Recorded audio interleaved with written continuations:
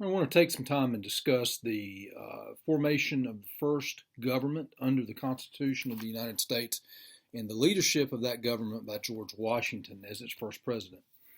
The members of the first Congress elected under the Constitution were elected in 1788 and began their first session in March 1789 in New York City, which was then the nation's temporary capital. It was widely assumed that George Washington would be the Electoral College's unanimous choice for president, and indeed that is exactly what happened. Washington took the oath of office as the first U.S. president on April 30th, 1789. Washington took charge of a political system that was a bold experiment. Never before had any nation tried to run a government based on the Enlightenment ideals of Republican rule and individual rights.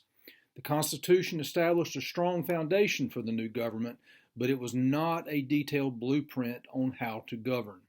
To create a working government, Washington had to make many practical decisions, such as how to raise revenue, how to provide for defense, and no precedent or prior examples existed for him to follow.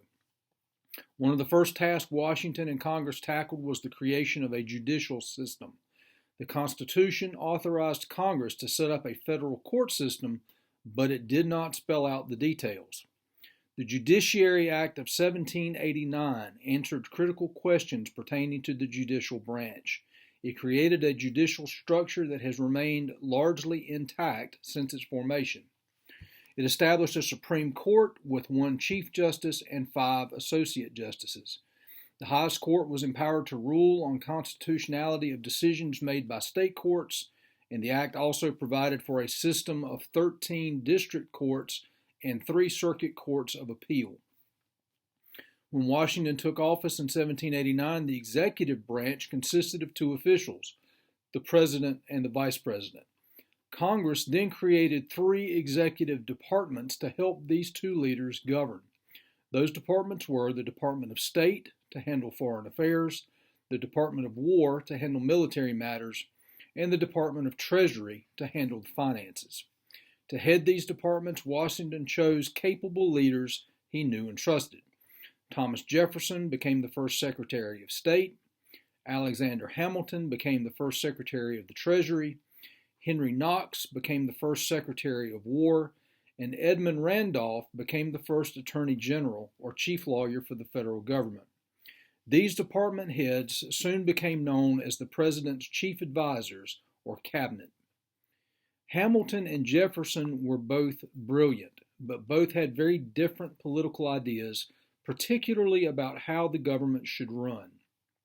These differences caused bitter arguments between the two, the most heated of which centered on Hamilton's plan for the economy. Hamilton favored a strong central government. He had a basic fear of mob rule.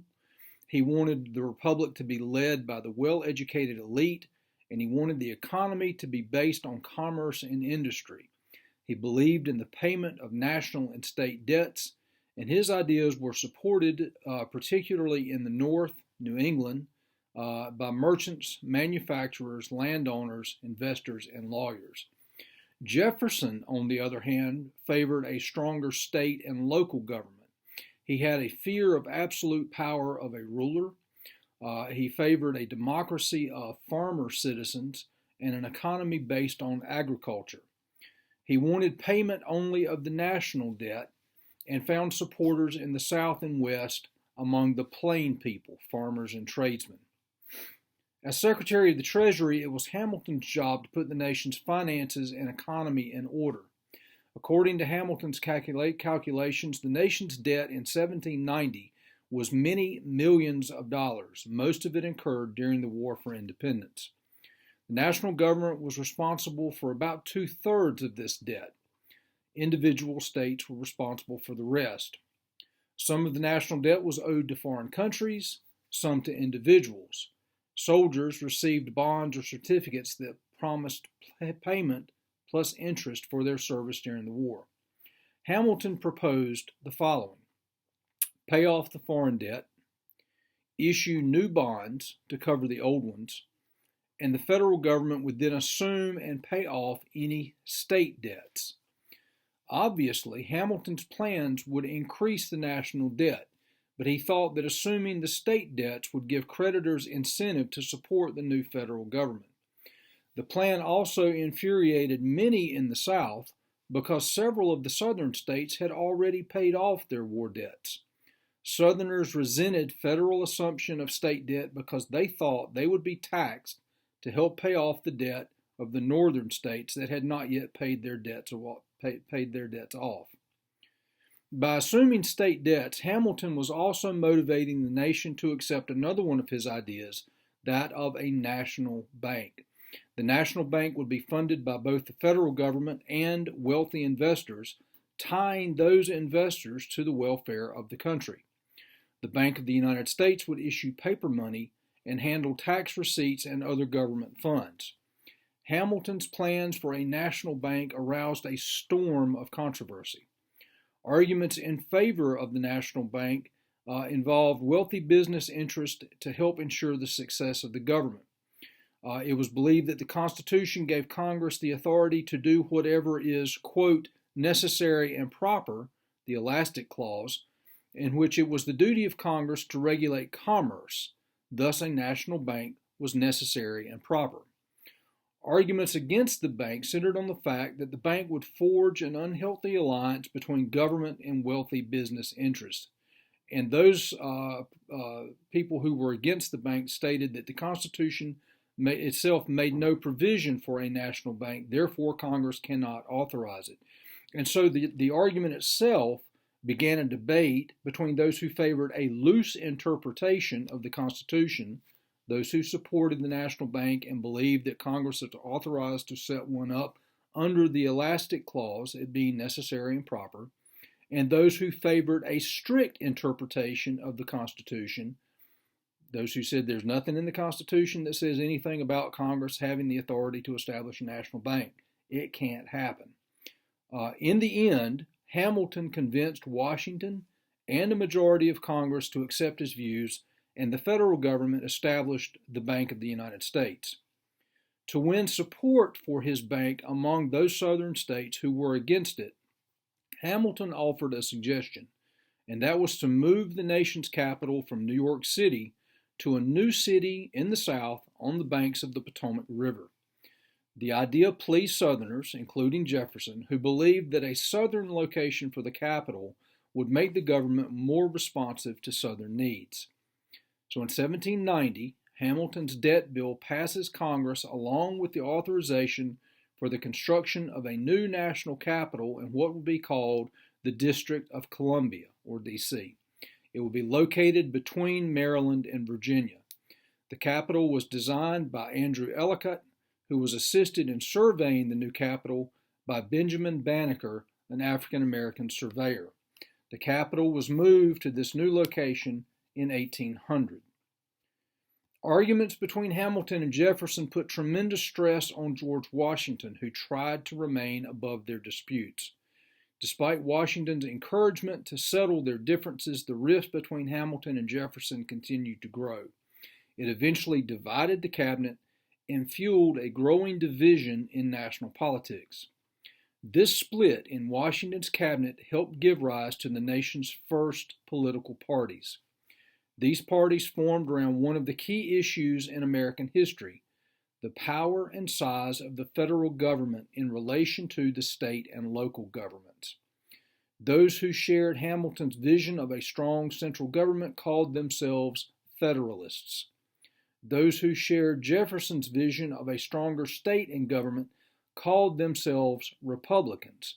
Now be sure you understand there is no relationship between Jeffersonian Republicans and today's Republican Party, which was not founded until late 1859 and into 1860. Jefferson's Republicans would later come to be called Democratic Republicans, as if this were not confusing enough already. And they were, in fact, the ancestors of today's Democratic Party. Can we twist this anymore? The very existence of political parties disturbed many leaders, including Washington, who saw parties as a danger to national unity. Despite criticisms, the two parties continued to develop and the two-party system was well established by the time Washington left office in 1797. During Washington's second term, an incident occurred that reflected the tension between federal and regional interest.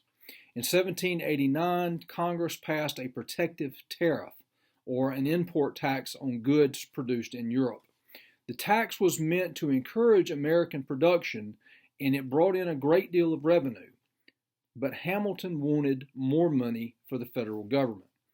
Hamilton pushed an excise tax through Congress.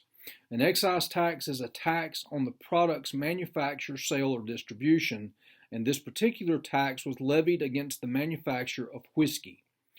Most whiskey producers were small frontier farmers whose major crop was corn. Corn was simply too bulky to transport back across the Appalachian Mountains. Therefore, farmers distilled the corn into whiskey, which could more easily be transported to markets in the East. Since whiskey was the main source of income for these frontier farmers, the excise tax made them furious. In 1794, farmers in western Pennsylvania refused to pay the tax. They beat up federal marshals in Pittsburgh and threatened to secede from the Union. Hamilton looked upon the Whiskey Rebellion as an opportunity for the federal government to show that it could enforce the law along the western frontier. Accordingly, some 15,000 militia were called up to put down this rebellion. Accompanied part of the way to the west by Washington and Hamilton all of the way, the militia marched over the Alleghenies and scattered the rebels without a single loss of life. The Whiskey Rebellion was a milestone in the consolidation of federal power in domestic affairs. At the same time, the new government was also facing challenges in foreign affairs, particularly in its relations with Europe and Native Americans west of the Appalachians. So let's look one more time very quickly and compare the Federalist and Democratic Republican parties, because I know that got rather convoluted. The Federalists were led by Alexander Hamilton and John Adams. They had a loose interpretation of the Constitution, and they favored a strong central government. In regard to foreign policy, they were pro-British.